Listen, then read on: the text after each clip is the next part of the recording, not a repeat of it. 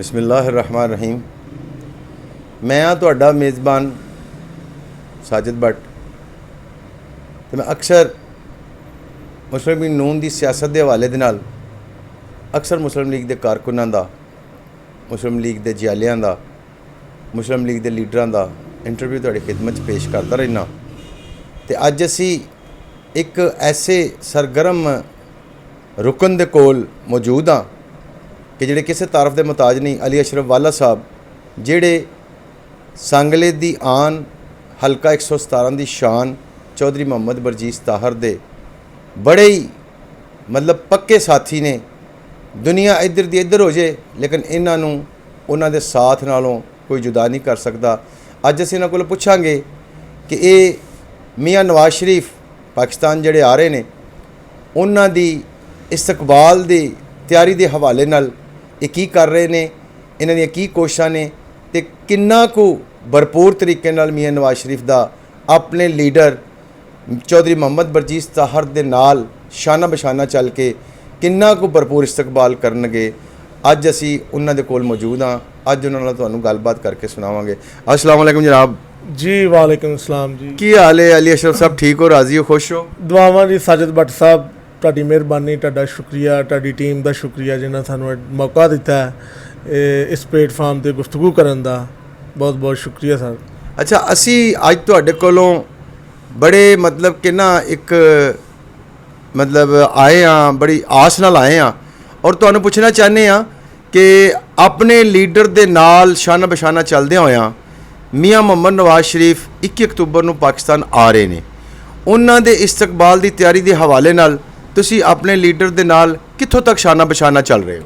सब तो पहलों मैं दसना चाहना जनाब, साडे हल्के की शान, साडे हल्के की आन जनाब कायदे मोहतरम चौधरी मोहम्मद बरजीस ताहर साहब, फखरे ननकाना साहब, अल्लाह ताला उन्होंने जिंदगी दे, तंदुरुस्ती देवे, इस हल्के दे उत्ते साया रहे उन्हों का। अमन दे सफ़ीर भी मैं कहांगा, तो कोई ऐसी गल नहीं है। ठीक है। मेरे कायद जनाब चौधरी मोहम्मद बरजीस ताहर साहब अनथक मेहनत जनाब इस टाइम कश्मीर भी बैठे हुए ने। उन्होंने मोहतरमा मरीम नवाज साहबा ने ड्यूटी लगाई हुई है कि उतों भी 21 अक्तूबर के हवाले दे नाल उत्थे भी मीटिंगां जारी ने। अलहमदुलिल्लाह हल्का NA 117 के अंदर कायदे मोहतरम दे जिन्ने भी वर्कर ने, जिन्ने भी उहदे दौरान ने साडे, वो अपने अपनी जगह पर कॉर्नर मीटिंगां कर रहे हैं और अपने कायदे मोहतरम चौधरी मोहम्मद बरजीस ताहर साहब नूं लम्हा ब लम्हा इन्फॉर्म कर रहे हैं और कायदे मोहतरम खुद ही मॉनिटरिंग कर रहे हैं एदी अपना 21 अक्तूबर के हवाले दे नाल, क्योंकि हमारा कायद तो चौधरी मोहम्मद बरजीस ताहर साहब हैं और मेरे कायद के कायद जनाब मियाँ मोहम्मद नवाज शरीफ साहब का हम मीनारे पाकिस्तान के अंदर जम्मे गफ़ीर होएगा और इस्तकबाल असी करांगे। अच्छा, इस्तकबाल के हवाले नाल चौधरी बरजीस ताहर साहब ने पिछले दिनों कन्वेंशन किया, माशाल्लाह कन्वेंशन की जलसा ही हो गया। इस्तकबाल के हवाले नाल तुहाडियां की तैयारियां ने? तुसी इत्थों किन्नी ट्रांसपोर्ट लैके जा रहे हो, किन्ने को वर्कर तुसी लैके जा रहे हो और पूरे इलाके चो किस तरह तुसी वर्कर इकट्ठे करोगे? भट्ट साहब, सानू वर्कर इकट्ठे करने की कोई लोड़ नहीं पैनी, क्योंकि इस हल्का जिहड़ा NA 117 वा ये चौधरी मोहम्मद बरजीस ताहर साहब ना बेहद प्यार करता है। क्योंकि खुद चौर साहब नूं कह रहे हैं कि चौर साहब लिस्टां दे रहे हैं लोग कि चौर साहब असी लोग इन्ने जा रहे हैं, तुहाडे कोल इन्ने आ रहे हैं। इंशाअल्लाह काफ़ी तादाद दे विच लोग जिहड़े ना खुद तुसीं दसो भट्ट साहब, और जितना भी सांगला हिल दा इलैक्ट्रॉनिक मीडिया सी उधर साडे वर्कर कन्वेंशन के अंदर वो सारे लोग सानू कह रहे सन कि तुसी हमीद निज़ामी रोड ते जलसा करो, ये तुहाडे कोल इन्नी आवाम आ। हालांकि मेरे कायद चौधरी मोहम्मद बरजीस ताहर साहब ने एक कॉल की कि वर्कर कन्वेंशन है जनाब दी तकरीर के अंदर ही लोग जोक दर जोक आ रहे सन, तो सानू तो लोड़ ही नहीं पैनी। अलहमदुलिल्लाह आवाम खुद ही साढ़े MP साहब मियाँ जाट सैन भट्टी साहब ने भी अटैच ने, वो भी लोग उन्होंने टाइमिंग फिक्स कर रहे हैं। इंशाअल्लाह असी कम तो कम 2200 बंदा इस इंशाअल्लाह असी लेके जावांगे, इस तो ज़्यादा भी हो सकते हैं। लेकिन अली अशरफ साहब, गुजारिश है कि चौर साहब वीकली हफ्ते वाले दिन आते हैं, वीकली हफ्ते वाले दिन आके अपने कारकुनां दा लहू गरमाते हैं ਕਿਆ ਇਸੇ ਤਰ੍ਹਾਂ ਵੀਕਲੀ ਆਉਣਗੇ? ਉਹਨਾਂ ਨੂੰ ਚਾਹੀਦਾ ਸੀ ਕਿ ਵੀਕ ਦੇ ਵਿੱਚ ਹਰ ਦੂਸਰੇ ਦਿਨ ਆ ਕੇ ਕਿਤੇ ਨਾ ਕਿਤੇ ਆਪਣੀ ਹਾਜ਼ਰੀ ਜਿਹੜੀ ਹੈ ਉਹਨੂੰ ਯਕੀਨੀ ਬਣਾਉਂਦੇ।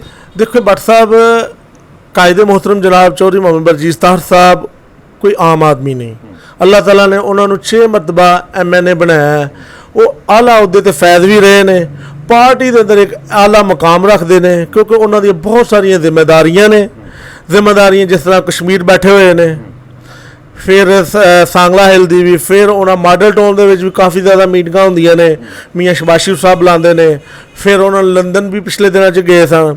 लिहाजा कायदे मोहतरम दे विच सानू फखर आ कि साडे को इतना अच्छा लीडर है कि वो लंदन बैठ के भी अपने वर्करां नाल टच रहे ने। ठीक है कि मियाँ नवाज शरीफ साहब पाकिस्तान आ रहे ने, लम्हा लम्हा अपने हर एक वर्कर नाल हल्के दे अंदर वो इसी तरह ही है कि जैसे बाप और बेटा और बुजुर्ग और भाई की तरह वो हर एक ना अटैच ने। तो चौधरी साहब तो मेरा ख्याल है कि वीकली नहीं, वो हर रोज़ अपने वर्कर नाल टच रहंदे ने। अच्छा, आने वाले वक्त दे विच क्या चौधरी मियाँ चौधरी बरजीश ताहर साहब जिहड़े ने, क्या 7वीं दफ़ा MNA वो अपने आप नूं या उन्हां दे वर्कर क्या उन्हां नूं MNA देख रहे हैं? अल्हम्दुलिल्लाह, अल्लाह के फजल दे नाल चौधरी मोहम्मद बरजीश ताहर साहब 7वीं मरतबा MNA बनेंगे। अल्लाह उनको ज़िंदगी रखे, सलामत रखे अल्लाह उन्होंने जिन्नी देर तक उन्होंने ज़िंदगी आ वो MNA ही रहणगे।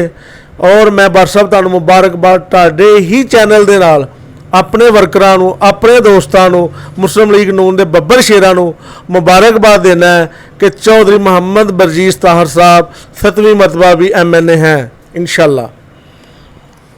एहसन जी अली अशरफ वाला साहब जिन्होंने अपने ख्यालात का इज़हार किया, उन्होंने दसिया कि असी मियाँ मुहम्मद नवाज शरीफ का इस्तकबाल किस तरह करांगे और उन्होंने अंदर का एक जोश तुहाडे सामने दिता। इंशाअल्लाह ताला आइंदा भी ये मुस्लिम लीग के जिहड़े कारकुन ने, वर्कर ने, इन्हां दा जोश तुहाडे सामने पेश करते रहांगे। वस्सलाम व रहमतुल्लाह।